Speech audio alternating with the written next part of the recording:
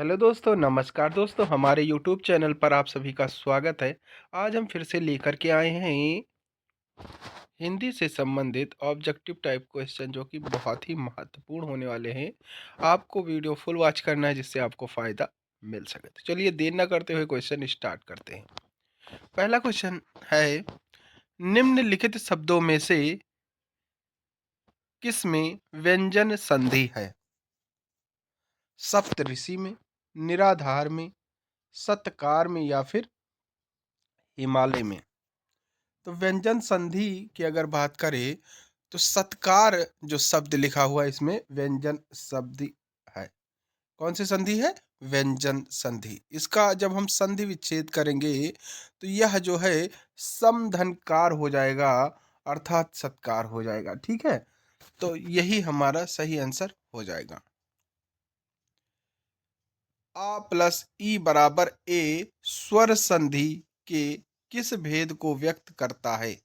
दीर्घ संधि, गुण संधि, वृद्धि संधि या फिर यड़ संधि? तो आ प्लस ई बराबर ए जो है वह स्वर संधि के गुण संधि के भेद को व्यक्त करता है। किस संधि के भेद को व्यक्त करता है? तो गुण संधि के भेद को व्यक्त करता है। अधः धन गति बराबर अधोगति किस संधि का उदाहरण है? स्वर संधि, विसर्ग संधि, व्यंजन संधि या फिर गुण संधि? तो आप शब्द में ही देख सकते हैं कि अधा, तो यहाँ यहाँ पर विसर्ग लगा है कि नहीं लगा है? बिल्कुल लगा हुआ है। तो अगर विसर्ग इसमें लगा हुआ है तो आपका यह जो है विसर्ग संधि के अंतर्गत जाएगा, अर्थात यह जो है विसर्ग संधि का उदाहरण है। ठीक है। उत्धनहार के योग से कौन सा शब्द बनेगा? उतार, आहार, उदार या फिर उद्धार? तो उद्धार जो है शब्द जो है वह उत्धनहार के योग से बनेगा। कौन सा शब्द? उद्धार शब्द, अर्थात ऑप्शन डी बिल्कुल सही आंसर हो जाएगा। धातु के कितने भेद होते हैं? 5, 9, 2 या फिर 6? तो धातु के कुल 2 भेद होते हैं। कितने? 2 भेद होते हैं। अन्वय का सही संधि विच्छेद है अनुधन अय, अनुधन आय, अनुधन अय या फिर अनुधन आय? तो अनुधन अय जो है वह अन्वय का सही संधि विच्छेद होगा। अनु अनुधन आय। ठीक है, ये कहाँ लिखा हुआ है? ऑप्शन ए में लिखा हुआ है। यही ऑप्शन आपका सही आंसर हो जाएगा। ठीक है। यद्यपि में प्रयुक्त संधि का नाम है गुण संधि, अयादि संधि, यड़ संधि या फिर दीर्घ संधि? तो यद्यपि में जो है यड़ संधि है। कौन सी संधि है? यड़ संधि है। निम्नलिखित में कौन सा शब्द कृदंत प्रत्यय से बना है? रंगीला, बिकाऊ, दुधारू, कृपालु? तो बिकाऊ जो शब्द है यह कृदंत प्रत्यय से बना हुआ शब्द है। किस शब्द में आवा प्रत्यय नहीं है? आप लोग शब्द पढ़िए और बताइए कि इसमें से आवा प्रत्यय कौन सा नहीं है? दिखावा, चढ़ावा, लावा या फिर भुलावा? तो जो लावा शब्द है इसमें आवा प्रत्यय नहीं दिख रहा, इसलिए ऑप्शन सी बिल्कुल सही आंसर हो जाएगा। ठीक है। इसमें कौन सा शब्द समूहवाचक प्रत्यय नहीं है? लोग, गण, अगर मगर या फिर प्रयस? तो लोग यह भी समूहवाचक के अंतर्गत आता है, गण यह भी समूहवाचक है, प्रयस यह भी समूहवाचक है, लेकिन जो अगर मगर शब्द है यह जो है समूहवाचक प्रत्यय के अंतर्गत नहीं आता है, इसलिए ऑप्शन सी जो है आपका सही आंसर हो जाएगा। ठीक है। नेक्स्ट की बात करें तो नेक्स्ट क्वेश्चन है, निम्न में से किस शब्द में प्रत्यय का प्रयोग हुआ है? विकल, अलक, पुलक या फिर धनिक? तो जो धनिक शब्द है, ऑप्शन डी, ये इसमें जो है प्रत्यय का प्रयोग हुआ है। इसमें किस प्रत्यय का प्रयोग हुआ है? तो धनिक। तो इसमें जो है इक प्रत्यय का प्रयोग हुआ है। किस प्रत्यय का? इक प्रत्यय का प्रयोग हुआ है। ठीक है। निम्नलिखित में से किस शब्द में प्रत्यय लगा हुआ है? सागर, नगर या फिर जादूगर?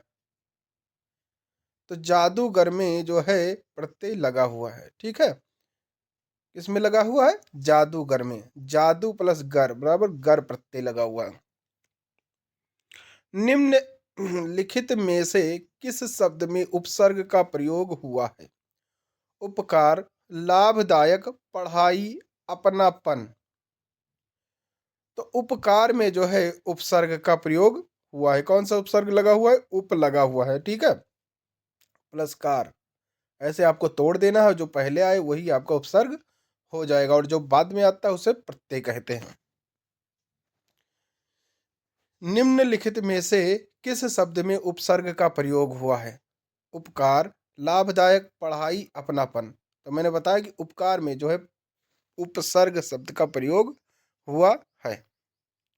अनुवाद में प्रयुक्त उपसर्ग कौन सा है?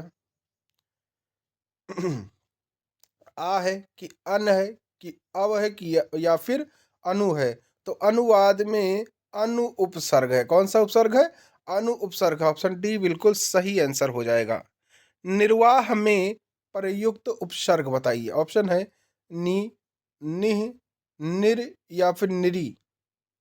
तो निर्वाह में निरिधन वाह हो जाएगा। तो निर जो शब्द है वह इसमें उपसर्ग हो जाएगा। तो निरी ऑप्शन डी में दिया हुआ है, यही आपका सही आंसर हो जाएगा। हिंदी में कृत प्रत्ययों की संख्या कितनी है? 28, 30, 42 या फिर 50?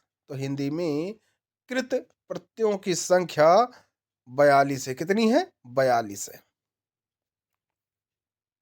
कृदंत प्रत्यय किन शब्दों के साथ जुड़ते हैं? संज्ञा, सर्वनाम, विशेषण या फिर क्रिया? तो जो कृदंत प्रत्यय होते हैं वह क्रिया शब्दों के साथ जुड़ते हैं। किसके साथ? क्रिया शब्दों के साथ जुड़ते हैं। इसलिए ऑप्शन डी बिल्कुल सही आंसर हो जाएगा। निम्नलिखित पद एक निम्नलिखित पद जो है इक प्रत्यय लगने से बने हैं। इनमें से कौन सा पद गलत है? तो आइए हम इक प्रत्यय लगा करके देखते हैं। इन सब में दैविक आ रहा है, इक आ रहा है कि नहीं आ रहा है? बिल्कुल आ रहा है। सामाजिक, इसमें भी इक आ रहा है। भावमिक, इसमें भी इक लग रहा है, लेकिन पच्छिक, इसमें छिक लग रहा है। तो इसमें जो है पद जो है पच्छिक शब्द जो है गलत है। इसमें इक प्रत्यय नहीं आ रहा है। आपसे क्या पूछ रहा है कि इनमें से कौन सा पद गलत है? तो गलत जो है पच्छिक है। यही आपका सही आंसर हो जाएगा। ठीक है। बाकी अगर हम एक की बात करें तो दैविक, सामाजिक, भौमिक, राजनैतिक, इसमें सारे में एक प्रत्यय लगा है। किस शब्द की रचना प्रत्यय से हुई है? अभियोग, व्यायाम, अपमान या इनमें से कोई नहीं? तो इनमें से कोई नहीं आपका सही आंसर हो जाएगा, क्योंकि इन सब में जो है प्रत्यय से रचना वाले शब्द नहीं हैं। निम्नलिखित में से उपसर्ग रहित शब्द है? सुयोग, विदेश, अत्याधिक, सुरेश? तो इसमें जिसमें उपसर्ग नहीं है वह शब्द सुरेश है। क्योंकि अगर हम बात करते हैं सुयोग, तो इसमें सु प्रत्यय प्रत्यय है, ओ सॉरी, योग प्रत्यय है और सु जो है उपसर्ग है। विदेश, अति धन, अधिक बराबर अत्याधिक, तो इसमें अति उपसर्ग है। ठीक है। वी, इसमें वी उपसर्ग है क्योंकि देश भी एक क्लियर शब्द है। तो जो सुरेश शब्द है इसमें उपसर्ग नहीं लगा हुआ है। बहाव शब्द में प्रयुक्त प्रत्यय कौन सा है? बह, हाव, आव या फिर आवा? तो बहाव शब्द में प्रयुक्त प्रत्यय जो है बहाव, आव प्रत्यय जो है इसमें यूज हो रहा है, इसलिए ऑप्शन सी सही आंसर हो जाएगा। विज्ञान शब्द में प्रयुक्त उपसर्ग है विग, ज्ञान, वि या फिर अन। तो विज्ञान शब्द में जो है वि प्लस ज्ञान, ठीक। तो इसमें कौन सा उपसर्ग लग जाएगा? वि शब्द लग जाएगा। वि क्या है? आपका उपसर्ग है। ऑप्शन सी बिल्कुल सही आंसर हो जाएगा। और ज्ञान क्या है? तो ज्ञान जो दिया हुआ है यह जो है आपका प्रत्यय है। क्या है? प्रत्यय है। तो ऐसे ही शब्द तोड़ लेना है और जो आपको सामने दिखाई दे वही आपका सही और सटीक आंसर हो जाएगा, ठीक है। चिरायु शब्द में प्रयुक्त उपसर्ग है चि, चिर, यु या फिर आयु। तो चिरायु शब्द में चिर प्लस, तोड़ना है सबको, चिर प्लस आयु, ठीक। तो चिर क्या हो गया? उपसर्ग हो गया। आयु क्या हो गया? प्रत्यय हो गया। तो चिर इसमें लिखा हुआ है चिर धन आयु बराबर चिरायु। बी आपका सही आंसर हो जाएगा। कोई भी शब्द ले लीजिए और आप उसको तोड़ दीजिए, आपका उपसर्ग प्रत्यय आराम से निकल जाएगा। धुंधला शब्द में प्रयुक्त प्रत्यय है धु, धुंध, ला या इनमें से कोई नहीं। तो धुंधला शब्द में प्रयुक्त प्रत्यय ला है। कौन सा प्रत्यय है? ला है। ऑप्शन सी बिल्कुल सही आंसर हो जाएगा। किस शब्द में उपसर्ग नहीं है? अपवाद, पराजय, प्रभाव या फिर ओढ़ना। तो अगर हम उपसर्ग की बात करें तो इसमें अप है, इसमें परा है, इसमें प्रा है और इसमें ओढ़ना। ओढ़ना में जो है उपसर्ग नहीं है, इसलिए ऑप्शन डी बिल्कुल सही आंसर हो जाएगा।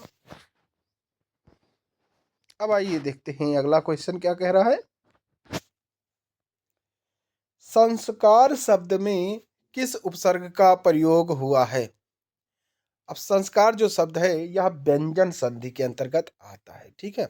अब हमें संस्कार शब्द को तोड़ना है, यानी इसका संधि विच्छेद करना है और उपसर्ग निकल कर हमारे सामने आ जाता है, ठीक है। आइए देखते हैं इसको कैसे तोड़ते हैं। जो संस्कार है इसको हम समधन कार कहेंगे, ठीक है। तो सम कहाँ है? ऑप्शन ए में दिया हुआ, यही आपका सही आंसर हो जाएगा। नेक्स्ट की बात करें तो नेक्स्ट है पुरोहित में उपसर्ग है। इसमें ऑप्शन है पुरस, पुरा, पुरा या पुर। तो पुरोहित जो शब्द होता है वह जो है इसका संधि विच्छेद कैसे होगा? पुरह धनहित होगा। क्या होगा? पुरह धनहित। तो पुरह जो शब्द है वह जो है उपसर्ग शब्द है। तो पुरह कहाँ दिया हुआ? यहाँ दिया हुआ, यही आपका पुरोहित में उपसर्ग हो जाएगा। अवनत शब्द में प्रयुक्त उपसर्ग है नत, आ, अव या फिर अवन। तो अवनत शब्द में प्रयुक्त उपसर्ग है ऑप्शन सी अव, क्योंकि अव बहुत सरल है, अव प्लस नत। तो अव क्या हो गया? उपसर्ग। नत क्या हो गया? वो प्रत्यय हो गया। सावधानी शब्द में प्रयुक्त प्रत्यय है ई, ई, धानी, आनी। तो साव धानी में जो है उसमें कौन सा प्रत्यय है? ई प्रत्यय है, क्योंकि सावधान जो है वह एक शब्द बना है सीधा सीधा और इस पर ई की मात्रा लगी है बड़ी, यही आपका प्रत्यय हो जाएगा, ठीक है। ई प्रत्यय। कौन सा प्रत्यय? ई प्रत्यय हो गया। अगला क्वेश्चन देखते हैं। कनिष्ठ शब्द में प्रयुक्त प्रत्यय है इष्ट, इष्ट, इष्ट, ष्ठ और इस प्रकार का ट। तो इसमें जो कनिष्ठ शब्द है इसमें जो है इष्ट प्रत्यय लग जाएगा। कौन सा प्रत्यय लग जाएगा? इष्ट प्रत्यय लग जाएगा। दो अथवा दो से अधिक शब्दों से मिलकर बने हुए नए सार्थक शब्द को क्या कहते हैं? संधि, समास, अवयव या फिर छंद। तो दो अथवा दो से अधिक शब्दों से मिलकर बने हुए शब्द को संधि कहते हैं। क्या कहते हैं? संधि कहते हैं। समास का शाब्दिक अर्थ होता है संक्षेप, विस्तार, विग्रह या फिर विच्छेद। तो समास का शाब्दिक अर्थ संक्षेप है। क्या है? संक्षेप। निम्नलिखित में कौन सा पद अव्ययी भाव समास है? ग्रहगत, आचार कुशल, प्रतिदिन या फिर कुमारी। तो प्रतिदिन जो शब्द है वह अव्ययी भाव शब्द है। कैसा शब्द है? अव्ययी भाव शब्द है। जिस समास में उत्तर पद प्रधान होने के साथ ही साथ पूर्व पद तथा उत्तर पद में विशेषण विशेष का संबंध भी होता है उसे कौन सा समास कहते हैं? बहुब्रीहि, कर्मधारय, तत्पुरुष या फिर द्वंद्व। तो जिस समास में उत्तर पद प्रधान होने के साथ ही साथ पूर्व पद तथा उत्तर पद में विशेषण विशेष का संबंध भी होता है उसे हम कर्मधारय समास कहते हैं। कौन सा समास कहते हैं? कर्मधारय समास कहते हैं। इसलिए ऑप्शन बी बिल्कुल सही आंसर हो जाएगा। निम्नलिखित में से कर्मधारय समास किसमें है? चक्रपाणि, चतुर्युगम, नीलोत्पलम, माता पिता। तो निम्नलिखित में से कर्मधारय की अगर हम बात करें तो नीलोत्पलम जो शब्द है वह कर्मधारय समास के अंतर्गत आता है। ठीक है। जिस समास के दोनों पद अप्रधान होते हैं वहां पर कौन सा समास होता है? द्वंद्व समास, द्विगु समास, तत्पुरुष समास या फिर बहुब्रीहि समास। तो वह शब्द जो है वो बहुब्रीहि समास के अंतर्गत आते हैं। ऑप्शन डी बिल्कुल सही आंसर हो जाएगा। ठीक है।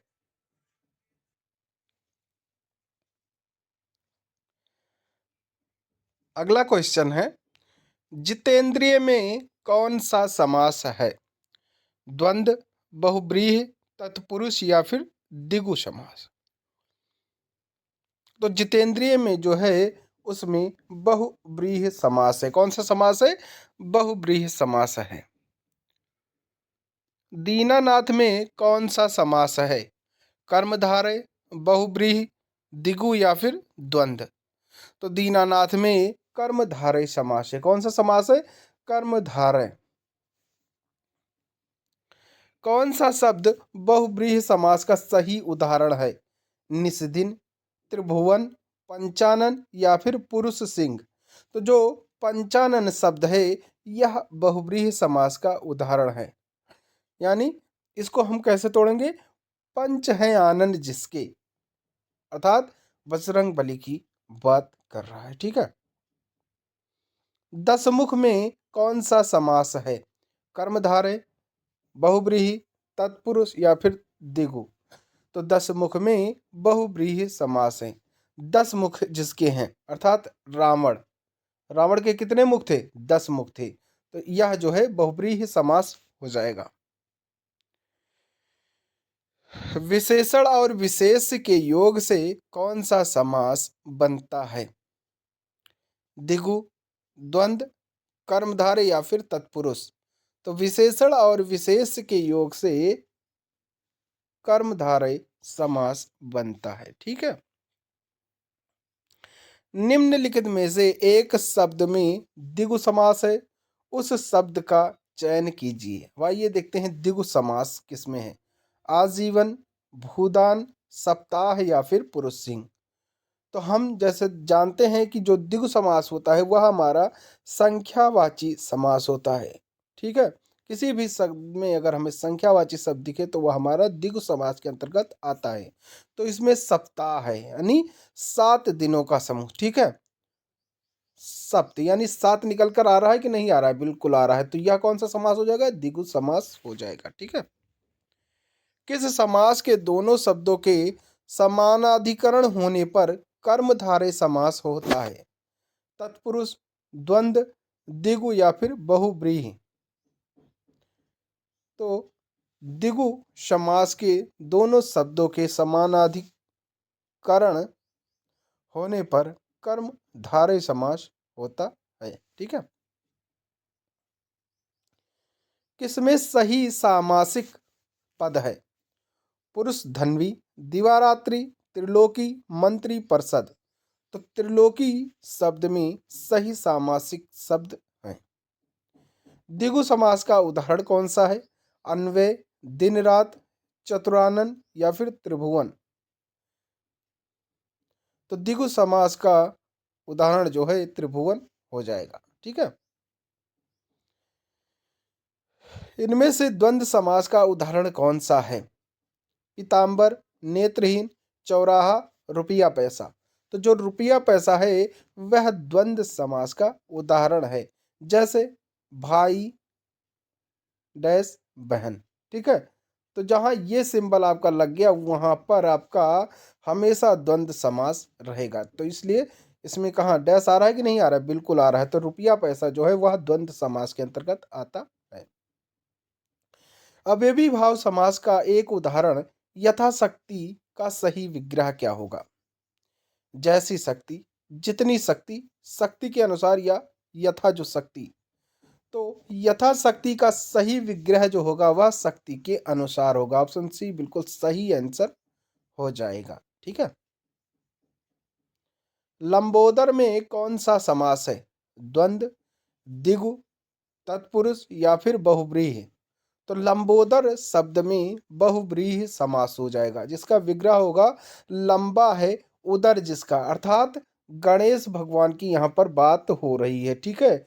लंबा है उदर जिसका बहुव्रीहि समास के अंतर्गत आता है। कौन सा शब्द? लंबोदर शब्द। देश प्रेम में कौन सा समास है? अव्ययी भाव, द्विगु, तत्पुरुष या फिर बहुव्रीहि। तो देश प्रेम में देश से प्रेम, तो इसमें कौन सा जो है समास हो जाएगा? तो इसमें तत्पुरुष समास हो जाएगा। नवग्रह में कौन सा समास है? तत्पुरुष, द्वंद्व, द्विगु या फिर बहुव्रीहि। तो नवग्रह, नव संख्या निकल के आ रही कि नहीं आ रही है? बिल्कुल आ रही। नवग्रह, कितने ग्रह? नवग्रह। तो यह संख्यावाची हो जाएगा। संख्यावाची कौन सा समास होता है? द्विगु समास होता है। कौन सा समास होता है? द्विगु समास होता है। इसलिए ऑप्शन सी द्विगु आपका सही आंसर हो जाएगा। वनवास में कौन सा समास है? तत्पुरुष, कर्मधारय, द्विगु या फिर बहुव्रीहि। तो वनवास में जो है तत्पुरुष समास होता है। कौन सा समास होता है? तत्पुरुष। ऑप्शन ए बिल्कुल सही आंसर हो जाएगा। पंचवटी में कौन सा समास है? नज, बहुव्रीहि, तत्पुरुष या फिर कर्मधारय। तो पंचवटी में बहुव्रीहि समास है। पीताम्बर में कौन सा समास है? बहुव्रीहि, द्वंद्व, कर्मधारय या फिर द्विगु। तो पीताम्बर शब्द में बहुव्रीहि समास है। इसका अगर हम विच्छेद करेंगे तो इस प्रकार होगा, पीत है अंबर जिसका, अर्थात श्री गणेश या जो है और अन्य तरफ जो है इसका अर्थ जा रहा है विष्णु भगवान की तरफ। युधिष्ठिर में कौन सा समास है? तत्पुरुष, बहुव्रीहि, अलुक या फिर कर्मधारय। तो इसमें यानी युधिष्ठिर में बहुव्रीहि समास है। युद्ध में जो स्थिर हो यानी रुका हुआ हो तो युधिष्ठिर हो जाएगा। इसलिए यह बहुव्रीहि समास हो जाएगा। ठीक है। संस्कृत के ऐसे शब्द जिसे हम ज्यों का त्यों प्रयोग में लाते हैं कहलाते हैं तत्सम, तत्भव, देशज, विदेशज। तो संस्कृत के ऐसे शब्द जिसे हम ज्यों का त्यों प्रयोग में लाते हैं उसे तत्सम कहते हैं। क्या कहते हैं? तत्सम कहते हैं। निम्नलिखित में रूढ़ शब्द कौन सा है? वाचनालय, समतल, विद्यालय या फिर पशु। तो रूढ़ शब्द जो है पशु हो जाएगा। ठीक है। क्या हो जाएगा? पशु हो जाएगा। रचना, जो शब्द रचना के आधार पर बताइए कि कौन सा शब्द योग रूढ़ है। पवित्र, कुशल, विनिमय, जलज। तो जो जलज शब्द है यह जो है योग रूढ़ शब्द है। निम्नलिखित में से रूढ़ शब्द कौन सा है? मलयज, जलज, पंकज, वैभव। तो वैभव जो शब्द है वह रूढ़ शब्द है। परीक्षा शब्द निम्नलिखित वर्गों में से किस वर्ग में आता है? तत्सम, तत्भव, देशज या फिर विदेशज। तो जो परीक्षा शब्द है वह तत्सम शब्द यानी वर्ग के अंतर्गत आता है। ठीक है, किस वर्ग के अंतर्गत? तत्सम के अंतर्गत। तत्सम हमारा जो है संस्कृत का टूटा फूटा रूप है। मजिस्ट्रेट शब्द है तत्सम, तत्भव, देशज, विदेशज। तो मजिस्ट्रेट जो शब्द है यह हमारा विदेशज शब्द है। कैसा शब्द है? विदेशज शब्द है। निम्नलिखित में से कौन सा शब्द देशज है? अग्नि, प्रार्थना, खेत या लोटा।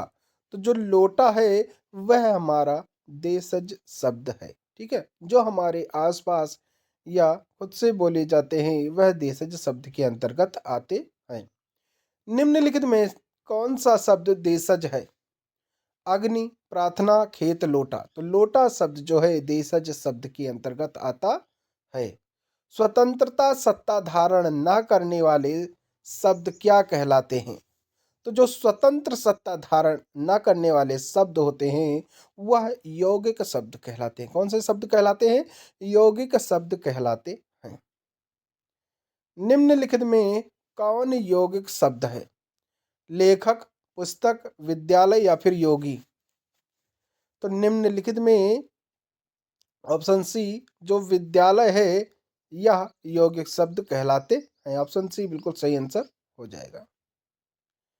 प्रयोग की दृष्टि से सूक्ष्म अंतर व्यक्त करने वाले शब्द क्या कहलाते हैं? प्रयोगात्मक, समानार्थक, अनेकार्थक या फिर विपरीतार्थक। तो प्रयोग की दृष्टि से सूक्ष्म अंतर व्यक्त करने वाले शब्द जो होते हैं वह समानार्थक शब्द कहलाते हैं। अब आइए देखते हैं अगला क्वेश्चन। यौगिक शब्द कौन सा है? पंकज, पाठशाला, दिन, जलज। तो यौगिक शब्द जो है वह पाठशाला शब्द है। विभावरी किस प्रकार का शब्द है? तत्सम, तत्भव, देशज या फिर संकर। तो विभावरी जो शब्द है वह तत्सम शब्द के अंतर्गत आता है। योग ऋण शब्द कौन सा है? पीला, घुड़सवार, लंबोदर या फिर नाक। तो योग ऋण जो शब्द है वह लंबोदर शब्द है। ठीक है, जो योग ऋण शब्द होते हैं वह हमारे जितने भी बहुब्रीहि शब्द होते हैं वह योग ऋण शब्द के ही अंतर्गत आते हैं। यह भी आपको याद रखना है। ठीक है, नीचे दिए गए विकल्पों में से तत्सम शब्द का चयन कीजिए। पड़ोसी, गोधूम, बहु या फिर शहीद। तो जो तत्सम शब्द है इसमें ये गोधूम शब्द जो है वह तत्सम शब्द के अंतर्गत आता है। नीचे दिए गए विकल्पों में से तत्सम शब्द का चयन कीजिए। तो तत्सम शब्द इसमें गोधूम शब्द है। ठीक है, नीचे दिए गए विकल्पों में से तत्भव शब्द का चयन कीजिए। बैंक, मुंह, मर्म या फिर प्रलाप। तो जो मुंह शब्द है वह हमारा तत्भव शब्द के अंतर्गत आता है। जिस शब्द के कई सार्थक खंड हो सके उन्हें क्या कहते हैं? रूढ़, यौगिक, योग ऋण या फिर मिश्रित। तो जिस शब्द के कई सार्थक खंड हो सके उसे हम यौगिक शब्द कहते हैं। कैसे शब्द कहते हैं? यौगिक शब्द कहते हैं। कौन सा शब्द देशज नहीं है? तो पुष्कर शब्द जो है वह देशज शब्द नहीं है। ठीक है, तो आज के लिए बस इतना ही। अगला प्रैक्टिस सेट देखने के लिए आप हमारे चैनल को सब्सक्राइब कर बेल आइकन प्रेस कर दें जिससे कि हमारे वीडियो डालते ही आपको नोटिफिकेशन मिल सके। तो चलिए, थैंक यू। जय हिंद, जय भारत।